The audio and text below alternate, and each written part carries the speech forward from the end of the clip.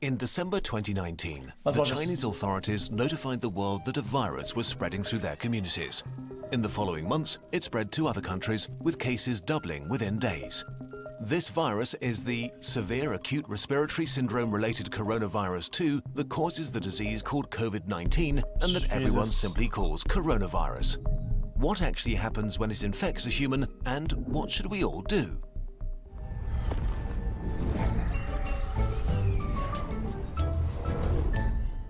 We'll look a little bit at this. A virus is really just a hull around genetic material and a few proteins, arguably not even a living thing. It can only make more of itself by entering a living cell. Corona may spread via surfaces, but it's still uncertain how long it can survive on them.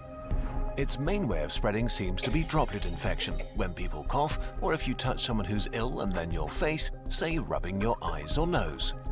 The virus starts its journey here and then hitches a ride as a stowaway deeper into the body. Chat, I have a question, chat. Does it need to have at least a certain amount, or literally only one cell is enough?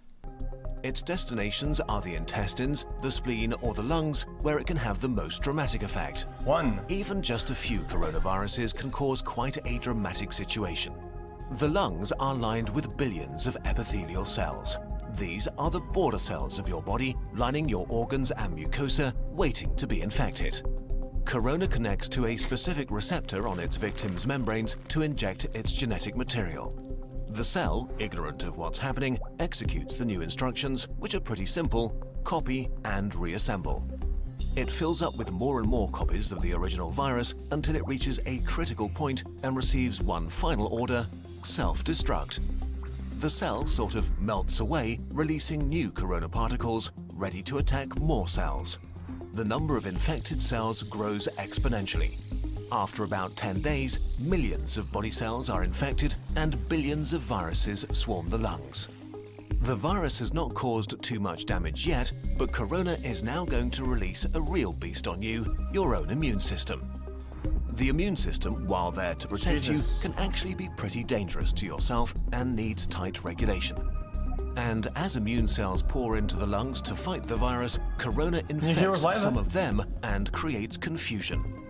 Cells have neither ears nor eyes. They communicate mostly via tiny information proteins called cytokines. Nearly every important immune reaction is controlled by them.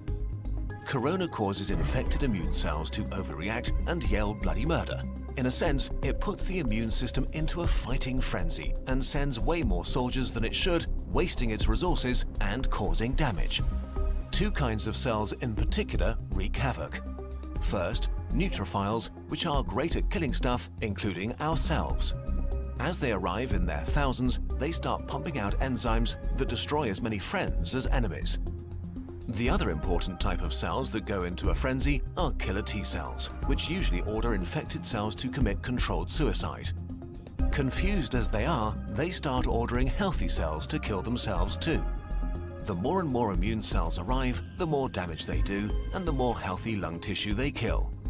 This might get so bad that it can cause permanent, irreversible damage that leads to lifelong disabilities. In most cases, the immune system slowly regains control. It kills the infected cells, intercepts the viruses trying to infect new ones, and cleans up the battlefield.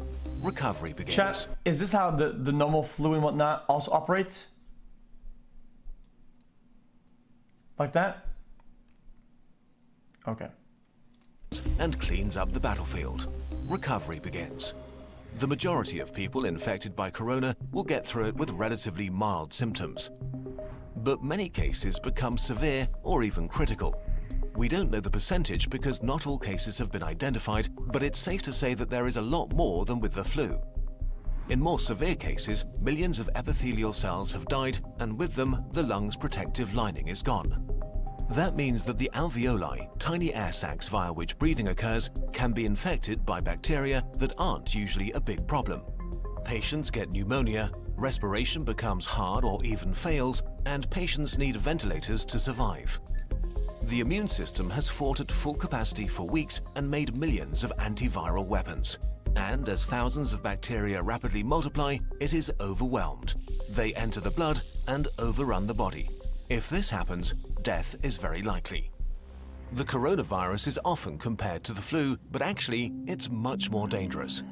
While the exact death rate is hard to pin down during an ongoing pandemic, we know for sure that it's much more contagious and spreads faster than the flu. There are two futures for a pandemic like corona: fast and slow. Which future we will see depends on how we all react to it in the early days of the outbreak. A fast pandemic will be horrible and cost many lives. A slow pandemic will not be remembered by the history books. The worst-case scenario for a fast pandemic begins with a very rapid rate of infection because there are no countermeasures in place to slow it down. Why is this so bad? In a fast pandemic, many people get sick at the same time. If the numbers get too large, healthcare systems become unable to handle it. There aren't enough resources like medical staff or equipment like ventilators left to help everybody. People will die untreated. And as more healthcare workers get sick themselves, the capacity of healthcare systems falls even further. If this becomes the case, then horrible decisions will have to be made about who gets to live and who doesn't. The number of deaths rises significantly in such a scenario. Chat, how did they make the calls, dude? Like, did they kind of like use the easy barrier of, oh, this is occupied already? Or did they go like, oh, dude, fuck man, GG, like, okay, this isn't absolutely life-threatening, and this guy's dying. We have to swap. To avoid this, the world, that means all of us, needs to do what it can to turn this into a slow pandemic. A pandemic is slowed down by the right responses, especially... Hey, what do you guys say, money, chat? Money, because people that have money, they just go to fucking private shit, and they can even hide their own people. Of course they'll live. A pandemic is slowed down by the right responses, especially in the early phase, so that everyone who gets sick can get treatment and there's no crunch point with overwhelmed hospitals. Since we don't have a vaccine for corona, we have to socially engineer our behavior to act like a social vaccine. This simply means two things: not getting infected and not infecting others. Although it sounds trivial, the very best thing you can do is to wash your hands. Soap is actually a powerful tool. The coronavirus is encased in what is basically a layer of fat. Soap breaks that fat apart and leaves it unable to infect you.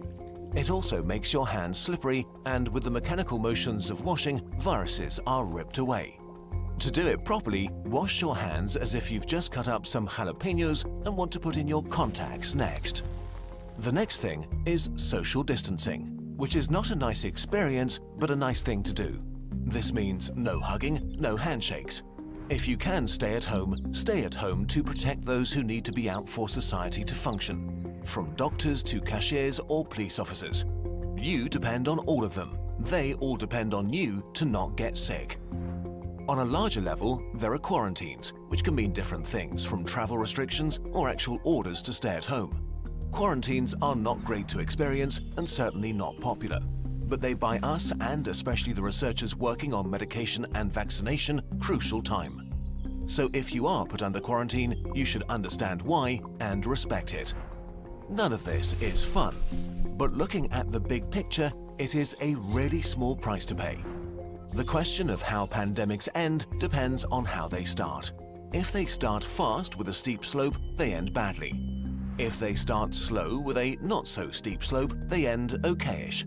And in this day and age, it really is in all of our hands, literally and figuratively. A huge thanks to the experts who helped us on short notice with this video, especially Our World in Data, the online publication for research and data on the world's largest problems and how to make progress solving them. Dude, check out. They really sped up the process of doing the animation and fucking research, dude. At their site. It also includes a constantly updated page on the corona pandemic. Let's go. I want to watch something else. We'll look at the Reddit. Hi YouTube. You hurrah.